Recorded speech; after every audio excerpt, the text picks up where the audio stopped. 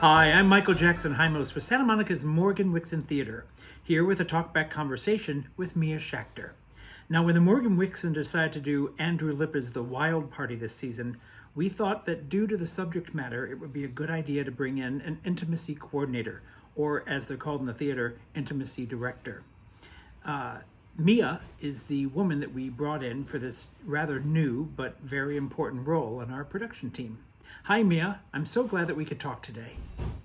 Thanks for having me. So let's start with what is an intimacy coordinator slash director?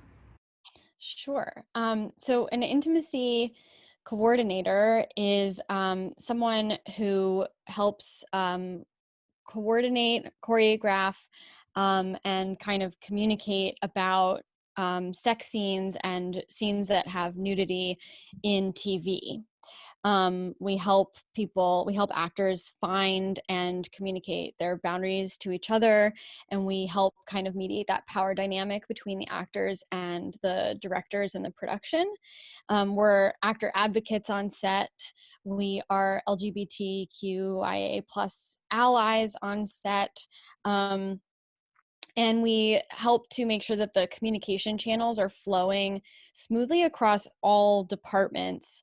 In the theater, it's a bit different. It's called an intimacy director, and it's a very related job, but a bit different because of the needs of theater. So we need to be able to repeat the same choreography every single night and hit our lighting and hit our blocking. So it's heavier on the choreography component. In TV, often we barely use choreography. We'll kind of, set up position, set up camera angles, and then it's kind of like, we play around within certain restraints. But with theater, we really have to hit certain marks over and over again and do it in front of hundreds of people.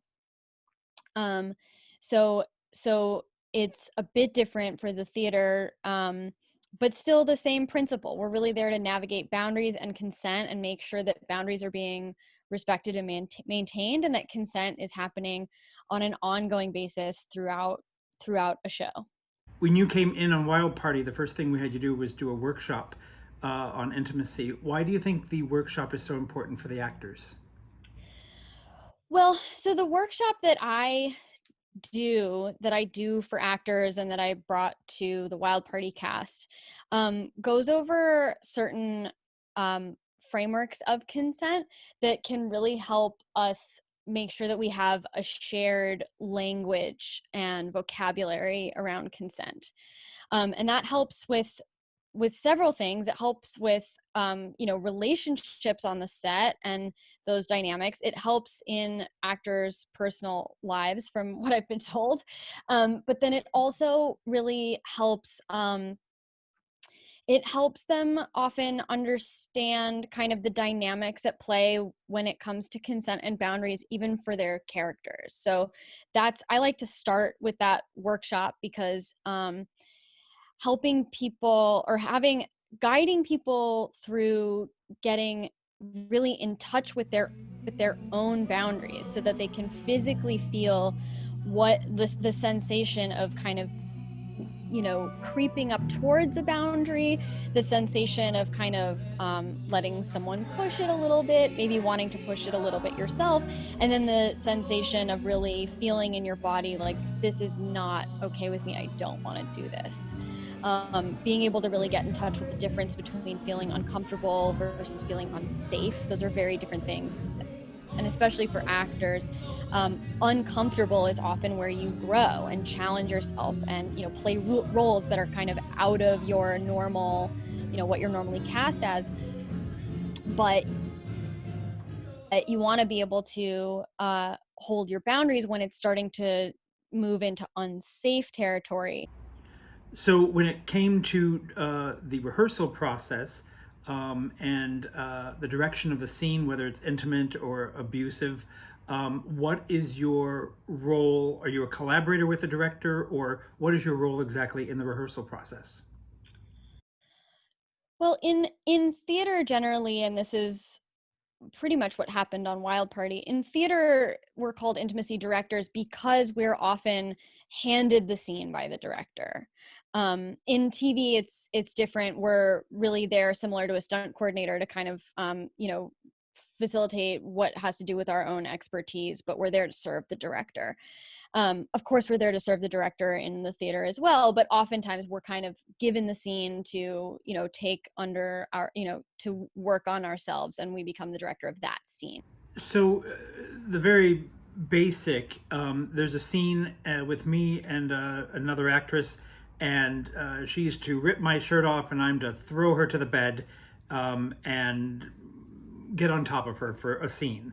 And in a lot of directors would just say exactly what I just did. But your job is to make sure we're both comfortable, make sure that we can touch each other in a way that we give consent for. Is that what I'm understanding? Yeah. So what you said, those stage directions are often the way that I receive a script with a sex scene. And my wheels are already turning, trying to think of all of the variables there that you can dial up and dial down. So things like, how hard can you push her down onto the bed? Where are you going to put your hand in order to push her? Are you going to put it on her chest? Are you going to put it on her shoulder? Are you going to push her by her waist? Um, And is she okay with where I'm and is pushing? she okay with that? Right. And if there's, if we want it to look like it's a certain kind of, fervor and kind of force, but that's too much for her, then let's figure out how to fake that. We need to have conversations about, like, maybe she can kind of like hurl herself back to make it look like it's more forceful. Then there's the question of like, her agency in this act that's about to take place. If she's being pushed onto the bed, what does that say about these people's relationship? So this is a relatively new profession. Do you know how intimacy coordination got started? It's been around in theater for quite a while. There's an organization in New York called IDC, which used to be called IDI. That is Intimacy Directors and Coordinators now, and they have been doing this, training intimacy directors for the theater for, I don't know exactly how many years yet.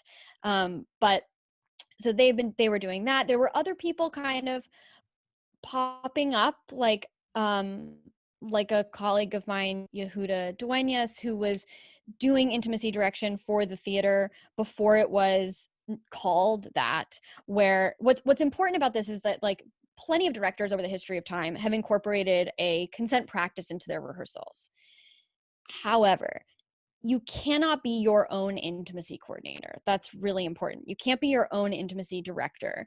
If I directed a play or a TV show, I would need to hire an intimacy coordinator who's not me, because I can't mediate the power dynamic between myself and actors. So that's a really, really important distinction.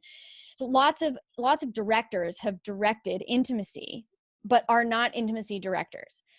Yehuda, my friend and colleague, was getting brought on by theater productions to specifically do this job as long ago as, I believe, 2007. How did you first come to this profession? So I decided to move back to LA to thinking I would write for TV. And then I got a job within a few months of moving here as a casting assistant on The Affair. Um, I had been asked by a friend if I wanted to write a romantic comedy with her about someone whose job was to choreograph sex scenes.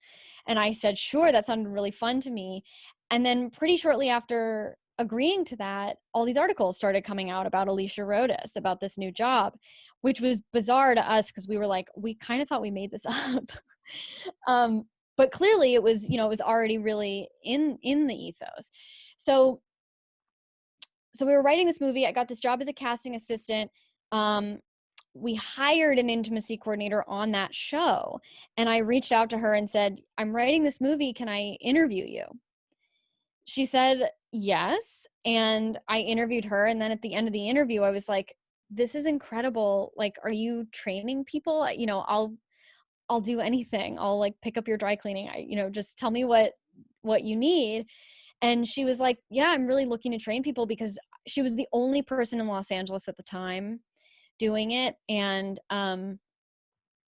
so she really needed to be able to kind of confidently recommend people when she couldn't take a job, and there was nobody that she could recommend. So she ended up training me and a couple other people. Um, and then I started doing it, as much as I could when that casting assistant job ended. I do want to mention that if you want to know more about Mia and what she does, you can go to her website at sharetheloadinc.com. Well, I, for one, think this vocation is really important for actors, and I'm so glad you spoke with me today so we can get the word out about the important work that you do. Thank you. Thank you so much, and have a great day. You too.